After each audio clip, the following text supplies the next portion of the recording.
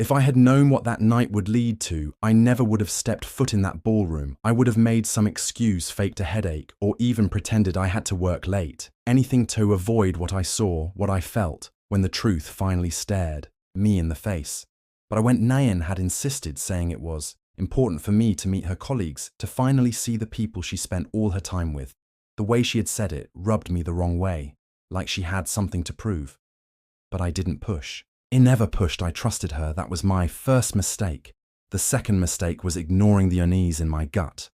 When we arrived at the hotel, it wasn't the kind of party I expected, too extravagant, too intimate, the kind of corporate event where alcohol flowed freely and personal boundaries blurred under the dim glow of chandeliers. I was never much for these gatherings, but I played along, shaking hands, nodding at small talk, watching Nayan move effortlessly through the room. Then I saw him. He was standing too, close, laughing too easily, and Nayan, she wasn't just indulging him, she was inviting him. Leaning toward him in a way she hadn't leaned toward me in months. Still, I gave her the benefit of the doubt. Maybe I was imagining things. Maybe I was just tired. But then, as I approached, I caught it, the way his hand rested on the small of her back, the way she didn't flinch, and the words that followed, slipping from her lips with zero hesitation. Oh, he's just a good acquaintance, a good acquaintance. I stood there, my heart pounding in my ears, watching as my wife smiled at another man, like I was nothing more than a passing thought. And in that moment, I realized this wasn't new. This wasn't one-time slip-up. This had history, and suddenly, everything that hadn't made sense in the past few months clicked into place. I could have confronted her. I could have made a scene. But instead I did something I never thought I'd do. I let go of my assumptions, of my denial of her. I didn't need proof. I didn't need her excuses. I just needed to walk away. And so I did, but not before making sure she'd never forget it. I didn't leave immediately. That would have been too easy for her. Instead, I stayed watching, absorbing every detail, every micro-expression on NN's face. I wanted to see if she would flinch, if she would show even the slightest hint of guilt. But she didn't. She was too good at this. The room was alive with music chatter and the sound of glasses clinking. But I heard none of it.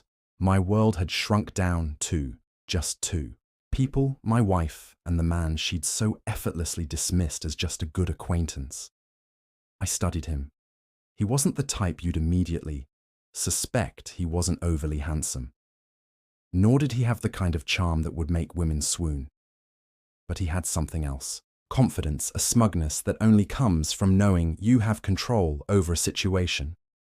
I knew that kind of arrogance. It was the kind that came from a man who wasn't trying to win over another man's wife. He already had. Naiden was glowing. Not the way she used to when she was with me. This was different. There was an ease to her, a lightness in the way. She carried herself like she didn't have to try, like she didn't have to pretend. And that's when it hit me. I was the one she had been pretending with. Gripped, the glass in my hand, my knuckles whitening as I forced a calm expression. I wouldn't give her the satisfaction of a reaction. Not yet. The music changed. Something slower. Something meant. For couples around us, pairs moved to the dance floor, swaying under the warm glow of the chandeliers. That's when he did it. He reached for her hand, a bold move, one that told me everything I needed to know. I expected Nayan to pull away, to glance around nervously, to at least acknowledge the fact that her husband was standing just a few feet away, but she didn't. Instead, she let out a small laugh, the kind of laugh I hadn't heard in years, and let him guide her to the dance floor. I should have walked out right then and there, but something held me in place. Maybe it was morbid curiosity. Maybe it was years of love crumbling into dust before my eyes. Or maybe it was the need for one final confirmation. I watched as they danced. Not in the formal, stiff way colleagues might at an event like this. No, this was something intimate, something rehearsed. He knew exactly where to place his hands, how to lead her, how to make her smile in a way I hadn't seen in a long time. And then she leaned in close enough to whisper something into his ear, close enough that I saw the way his grip on her waist tightened, just slightly close enough that I felt the final irreparable crack in my chest. I turned to set my drink down. My mind made up. I wasn't going to cause a scene. I wasn't going to throw a fit or demand an explanation. I was going to do something much worse.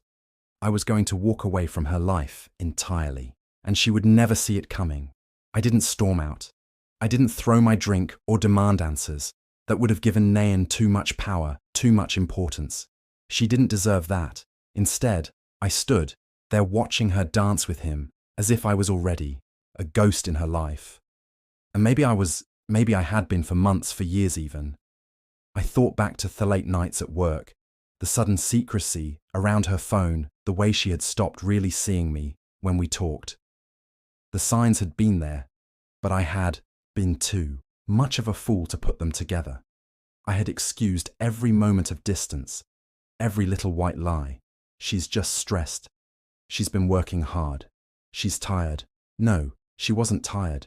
She was just tired of me. A strange calmness settled over me as I took my final sip of champagne and placed the empty glass on the tray of a passing waiter. There was no point in confronting her.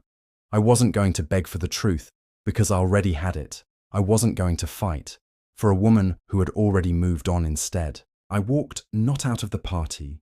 No, not yet. That would be too easy for her. Instead, I weaved through the crowd, making my way toward the bar at the far end of the ballroom. From there, I had the perfect vantage point. I could see everything without being seen. And that's when I noticed something I hadn't before: the way other people were watching them. Colleagues, acquaintances, even a few of her closer work friends they were, stealing glances, whispering among themselves. Some looked entertained. Others looked uncomfortable. But no one was surprised, Jurist, and that was the final confirmation I needed. This wasn't new. Everyone knew everyone except for the idiot who had been stupid enough to believe in his own marriage. I let out a quiet breath, pressing my fingers into the smooth wood of the bar. I could feel the dull throb of my heartbeat in my temples. But I didn't let myself react, not outwardly. My mind, however, was racing. If they all knew, if they had seen this, happening right under my nose, then how long had it been going? On weeks, months, years, I turned away, looking at my reflection in the mirror behind the bar. The man staring back at me wasn't the same one who had walked in tonight. There was something colder in his eyes, something detached. That's when I knew I wasn't going home with Nayan tonight. No, I wasn't going home at all. I reached into my pocket, pulling out my phone. My fingers hovered over my banking app before I finally opened it. Transferring a significant amount of money into a private account she had no access to. Then, without hesitation, I opened my email and typed out a resignation letter. It wasn't just her I was leaving, it was everything: the job I had taken to support our life together, the city we had built our routine around, the very foundation of what I had believed my future would be. I wasn't going to argue. I wasn't going to fight for a place in her world. I was going to disappear from it entirely, and Nayan would wake up tomorrow, realizing that for the first time in her life, she had lost me. I didn't walk out of that ballroom like a defeated husband. No, that's not how I wanted to remember that night. I walked out like a man making a choice, an exit on my terms, not as the clueless fool who'd just discovered the truth, but as someone who had already made up his mind about what needed to be done. The air outside was crisp, biting against my skin as I loosened my tie and exhaled. Thesity hummed around me. Distant traffic, the occasional laughter from a nearby bar, the quiet rustling of wind against the high-rise buildings. I stood there for a moment, staring up at the night sky, feeling a strange sense of relief settle over me. I wasn't angry, not in the way most people would expect I wasn't, shaking with rage or planning some grand act of revenge. I didn't need to scream, didn't need to punch a wall. What I felt was clarity. Nayan was gone, not physically, not yet, but in every way that mattered. She had left me a long time ago. Tonight was just the moment my eyes had finally adjusted to the darkness she had left behind. I took out my phone and scrolled through my saved contacts, landing on Theo, a person I knew I could trust. Theo. Theo and I had been friends since college, before jobs, before marriages, before life got so damn complicated. He was the kind of guy who could disappear off the grid for months at a time, but would always answer if I needed him. I hit dial, he picked up. On the third ring, you better have a good reason for calling me this late, man. His voice was thick with sleep, but there was no irritation, just curiosity. I need a place to crash, I said, watching my breath fog in the cold air. There was a beat of silence. Before he answered, did you finally come to your senses about Nayan too? Let out a quiet laugh, shaking my head. Something like that. Another pause. Then, sigh. Yeah, you can stay as long as you need. You want to talk about it? Not yet, figured, he muttered. You, bringing anything? I glanced down at myself, the suit, the dress shoes. The only things I had on me, just me that bad, huh? I didn't answer, I didn't need to, all right? Theo said, his voice losing its grogginess. Come over. I hung up without another word and started, walking not toward my car, not toward home, toward something new. Thesity felt different as I moved through it, sharper, more alive. I passed by a cafe where Nayan and I had once spent lazy Sunday mornings sipping coffee and talking about nothing in particular. I passed by the bookstore where I had bought her a first edition of her favorite novel on our anniversary, and I felt nothing, no nostalgia, no longing. Just distance by the time I reached Theo's apartment, my decision had already been made. I wasn't just leaving Nayan. I wasn't just walking away from a bad marriage. I was erasing myself from the life she had built by the time she realized it. I would be long gone. By the time I reached Theo's apartment, the weight of the night had settled deep into my bones. It wasn't exhaustion, not in the way I had felt after long work days, or the countless late-night arguments with Nayan over nothing. This was different. This was the kind of tiredness that came from realizing you'd been living a lie for longer than you could. Admit to yourself, Theo opened the door before I even knocked. Standing there in his old hoodie and sweats looking at me the way a best friend does. When they already know the situation is bad, damn man, he muttered. Stepping aside, come in before the neighbors start thinking you're some lost rich guy. He stepped inside, the scent of beer and old books filling the air. His place was exactly as I remembered, messy, cluttered, but real. Nothing about it felt fake, unlike the world I had just walked away from. Theo shut the door behind me and folded his arms. So you finally pulled the trigger, huh? I let out of breath, running hand through my hair. She was dancing with him. Theo, not like co-workers, not like friends, like someone she had been with before, like someone she had been with for a long time. He let out a low whistle, shaking his head. Damn, and you just walked out. What was this supposed to do, make a scene, fight? The guy demand an explanation. I let out Adri laugh, sinking onto his couch. She would have just lied. She's been lying for months, maybe years. Tonight, I just finally saw it. Theo grabbed a beer from his fridge and tossed it to me. So what now? That was the question. Wasn't it what now? I twisted the cap off the bottle but didn't take a sip. Instead, I stared at it as if the answer might be swirling. Somewhere inside, I'm not going back. I said. Finally. Not to the apartment. Not to that life. I'm done. Theo nodded, as if he'd been expecting that answer. You need a plan, man. You can't just vanish and hope it all works itself out, but that's exactly what I planned to do. While I sat in that chair holding that beer, I made a decision. I wasn't going to explain myself to Nayan. I wasn't going to give her the satisfaction of a confrontation. I was going to disappear, not in the dramatic way, not in the way that would leave her chasing after me. No, I would be erased. She would wake up, reach for me in bed out of habit and find nothing. No note, no phone call, no last conversation. She would check her messages expecting to see one of my usual "let's talk when you get home" texts. She would check our shared accounts, our routines, our life. And she would find emptiness, because when you betray someone, you don't get closure, you get silence. I pulled out my phone, scrolled through my accounts, and started untangling myself from everything shared.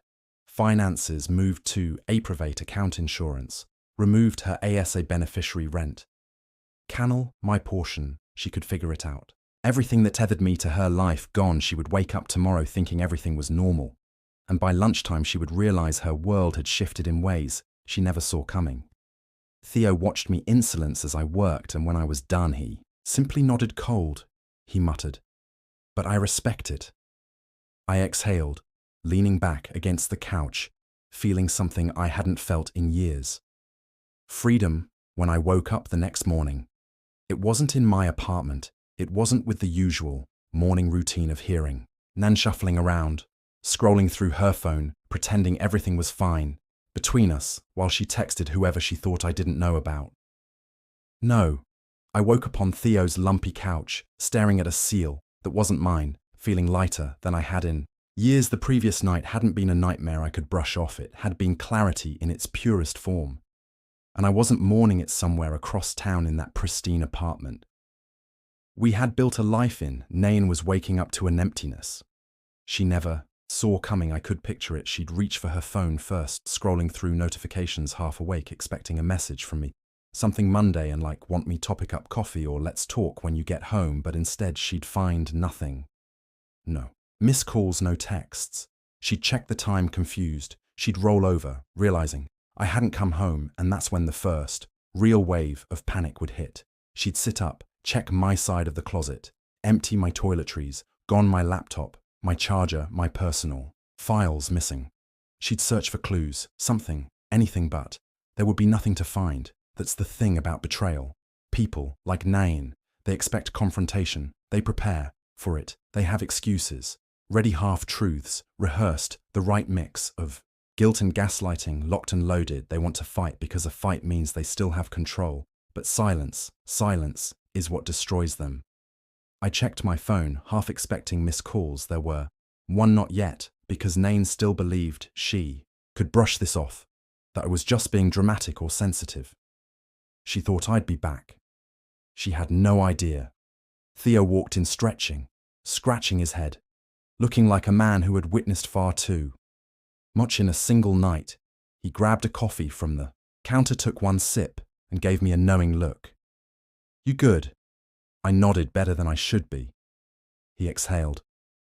You sure? You don't want a nope? He didn't push. That's why Theo was Theo. He knew when to let a man process, and I was processing. Not in the way people do after a breakup, where they analyze every conversation, replay every moment, search for signs they missed. No, I wasn't dwelling. I was closing the book. Today wasn't about Nain. Today was about me. I had a new life to start, and she had Allison to learn. I didn't check my phone. That morning there was no point whatever. Texts or calls were waiting. They were meaningless words from a woman who had already let me go long before I left. I wasn't interested in whatever excuses she would scramble to piece together. I wasn't interested in hearing it wasn't what it looked like, or you're overreacting. I had nothing left to say to Nain. Instead, I sat in Theo's kitchen, drinking a cup of coffee that tasted stronger than anything I'd had in years.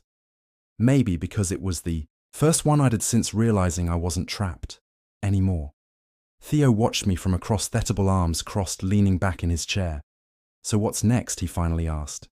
It was a good question. I had built my life around Nain for years, always making sure was the steady one, the one she could rely on, the one who paid the bills, fixed the things that broke, and supported her when she needed it. And for what? For her to smile at another man like I was nothing, for her to let me walk into a room where everyone knew something except for me. No, I wasn't that guy anymore. I took another sip of coffee, letting the warmth settle in my chest. Disappear, I said simply. Not just from her, but from everything. Theo raised an eyebrow. You mean like ghost her? I nodded. Check. Going to wake up today, realizing she doesn't just lose me, she loses everything I ever did for her. He let out a low whistle, shaking his head. That's cold. That made me laugh. No, it's fair. Because here's the thing, people like Nain never realize what they have until it's gone. They assume their safety net will always be there waiting, that their actions don't have consequences because at the end of the day, they'll always be forgiven. But Nain, she wasn't getting that ending. By the time she realized I was gone, she'd check our joint accounts and see that my name was missing. She'd go to pay for her coffee on the way to work, and her card would decline. She'd call me, maybe the first time in months she actually needed me, and she'd get a disconnected line. Then she'd call, maybe thinking he'd help her, and she'd get the same silence. Because I wasn't just leaving, I was erasing every trace of myself from her world, and I knew without a doubt that it would drive her insane. Theo leaned back, still studying me, like he was trying to figure out if I had finally snapped. "So you're really just walking away?" No last words. No confrontation. I shook my head. She's not worth the energy, because that's what people like Nain thrived on: the drama, the confrontation, the attention. But what happens when there's no audience? She would be left alone with her own choices, and that I knew was going to tear her apart by the time Nain realized. I was gone. I was already somewhere else, not physically yet, but mentally, emotionally, in every way that mattered. I was done with the man. I had been the one who excused things, the one who ignored his gut, the one who waited for the respect he should have. Had from the start, I imagined how her morning unfolded, how the weight of her choices finally caught up to her first. She would have assumed I was still at Theo's, sulking, waiting for her to come back, with an apology, a lie, or some well-crafted excuse. She would have expected me to be hurt, but reachable, but when she tried calling, no answer. When she sent a text undelivered, she would have checked the bank account next, because that's who Nayan was: practical. When it mattered, that's when she'd realize my name was gone. Her frustration would turn into panic. She'd scroll through our old messages looking for anything, any clue, any hint that I was still lingering in the background, waiting for closure. She would go to my closet and find it empty. She'd PCE the apartment, waiting, assuming she could fix this. But there was nothing left to fix by noon. She'd start calling our mutual friends, the ones she knew I confided in. Theo, maybe, though he wouldn't answer. Others too, but all they'd have were shrugs and unanswered calls. And then finally it would sink in: for the first time in years, Naim would be alone. I had always been the constant in her life, the man. She could count on the foundation. She never questioned. She had built her world on the assumption that I would always be there.